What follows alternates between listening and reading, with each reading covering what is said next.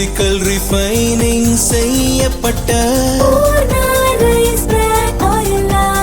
SKM Poorna rice bran oil.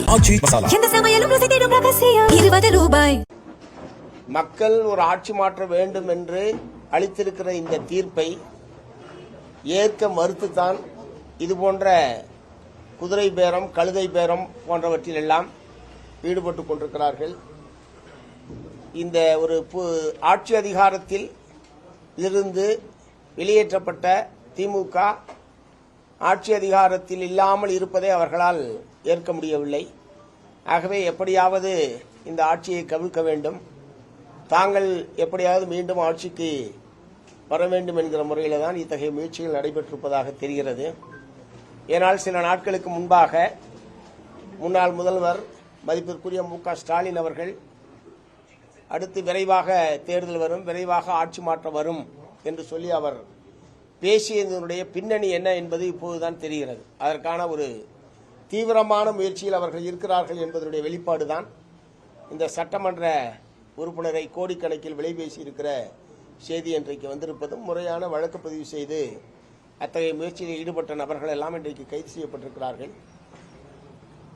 சட்டமன்ற உறுப்பினர்கள் தானாக விரும்பி ஒரு கட்சியில் சேருவது, இன்னொரு கட்சியில் மாறுவது என்பதெல்லாம் தமிழ்நாட்டில் சகஜமான விஷயம்.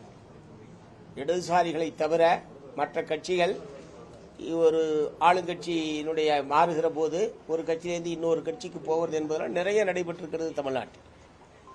அந்த முறையில் விரும்பி கட்சி மாறுவது, விரும்பி கட்சியில் சேருவது என்பது வேறு. ஆனால் இதுபோன்ற கோடிக்கணக்கான ரூபாய்க்கு விலை பேசி ஒருவரை வாங்குவது என்பதெல்லாம் நிச்சயமாக ஏற்றுக்கொள்ள முடியாத ஒரு விஷயம். ஆகவே அதில் யார் சம்பந்தப்பட்டிருந்தாலும் அவர்கள் மீது முறையாக வழக்கு பதிவு செய்து சட்டப்படியான தண்டனையை பெற்றுத் தருவதற்குரிய நடவடிக்கையை தமிழ்நாடு அரசாங்கம் மேற்கொள்ள வேண்டும் என்பதை நான் மார்க்சிஸ்ட் கம்யூனிஸ்ட் கட்சியின் சார்பில் வற்புறுத்த விரும்புகிறேன்.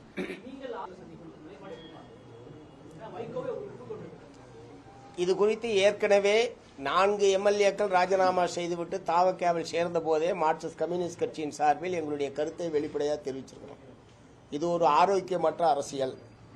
இதுபோன்ற நடவடிக்கைகளை ஊக்குவிக்க கூடாது என்பதை பகிரங்கமாக வெளிப்படுத்தியது மட்டுமல்ல, தாவேகா தலைமையிடமும் அத்தகைய கருத்துக்களை நாங்கள் ஏற்கனவே தெரிவித்திருக்கிறோம். அப்போது எங்களிடம் அவர்கள் சொன்ன விளக்கம் என்பது, அவர்கள் தானாக முன்வந்து ராஜினாமா செய்துவிட்டு வருகிறார்கள், அவர்கள் தானாக முன்வந்து ராஜினாமா செய்வதை நாங்கள் எப்படி அதை தடுக்க முடியும் என்கிற முறையில் அவர்கள் தரப்பிலிருந்து விளக்கம் சொல்லப்பட்டது.